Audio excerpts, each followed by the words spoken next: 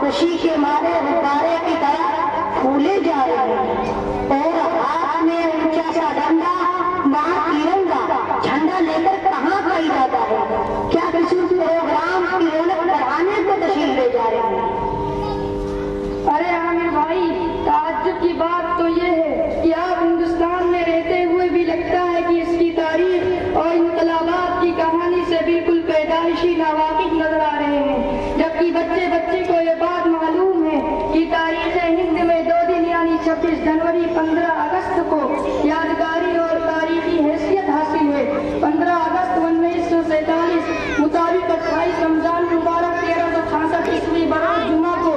اس لیے کہ برسوں کی انگنت اور لاتعداد جان کی قربانیوں کے بعد جب تک کے گورے من کے کالے انگریزوں کی آہنی اور خونی پنجوں سے آزادی کی بہار نصیب ہوئی تھی، 26 جنوری 1950 بروز جمعرات کو اپنا ملکی قانون کا نفاذ عمل میں آیا تھا۔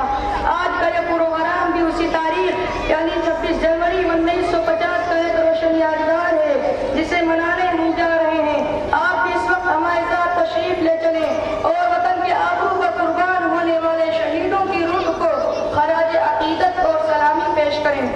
عفان بھائی، میرا موضوع گفتگو ہی الگ ہے، اس کی بنا پر تاریخی معلومات نہیں کے برابر، لیکن دلچسپی ضرور ہے،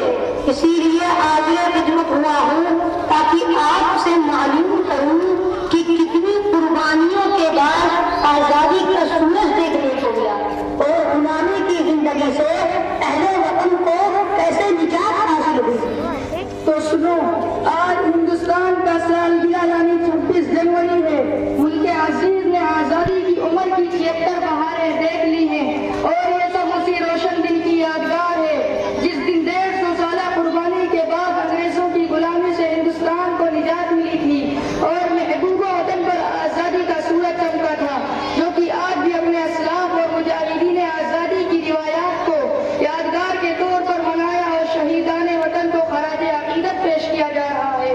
عفان بھائی، یہی ایک سوال ایک زمانہ سے ہمیں کینسر کی طرح پریشان کر رہا اور قیمت کی طرح اندر سے چاٹ رہا تھا، چونکہ تاریخ کے ساتھ تھوڑی سی دلچسپی انسیت اور لگاؤ ہے اور پھر ہمارا یہ پیارا ملک جو صدیوں سے غلامی کے عالمی پنجوں میں جکڑا ہوا تھا، ہر ہندوستانی باشندے کا خون انگریزوں کے پانی سے بھی سستا بلکہ بے قیمت ہو گیا تھا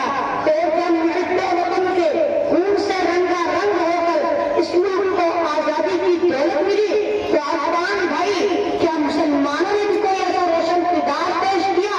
جس کو تاریخ کے سنہرے اوراق میں بھی تھوڑی سی بھی جگہ نصیب ہو سکے؟